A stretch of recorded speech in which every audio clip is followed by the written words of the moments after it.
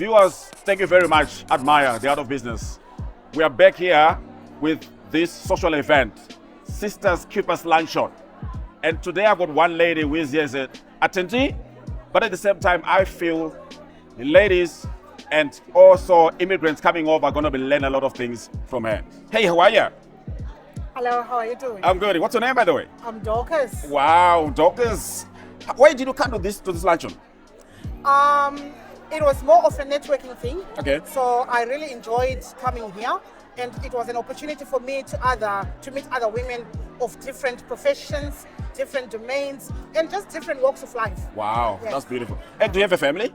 Yes, I do. Beautiful. I have 4 children. 4 children? Yes. Wow. And all of them were born here?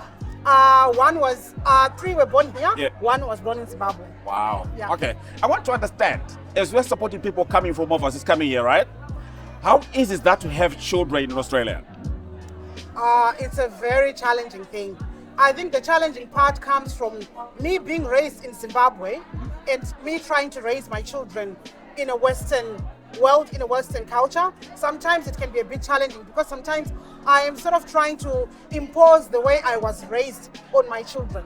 So it gets to a point where it's challenging in the sense that my children obviously has got a certain way of life, a certain way of culture that they're adapting to, that they've learnt in this part of the world. So sometimes it can be a little bit challenging merging the two, but I guess it all works in the sense that we are communicating, and then at some stage we come to an understanding and a compromise. So communication is a big thing in there. Definitely. Absolutely. Definitely. Okay, that's fine. What about getting them to school, doing the runs and everything? How easy is that, and how did you manage to work around that?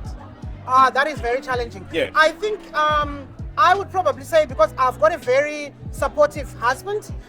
So sometimes, in as much as I work full time, he works full time, we sort of had to come to an understanding of going, okay, let's work out a timetable on who is going to pick up, who is going to drop off. So I guess it all works together in the sense that we work together as a partnership.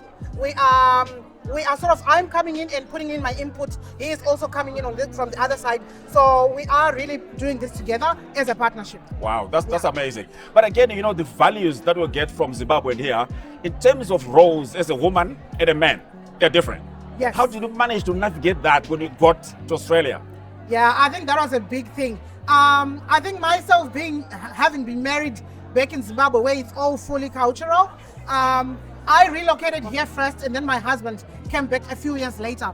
So I think the good thing was he sort of saw the way things are done here, how I was working. He wasn't at that time. So I guess it all came down to him sort of looking at how I needed support. I didn't have to ask it from him. He sort of just slowly adapted into it, and then he started coming up with helping out house chores, kids and everything. So I guess it just sort of automatically happened for him. I didn't have to ask him anything. Oh my God. Yeah. This is going to help a lot of ladies out there.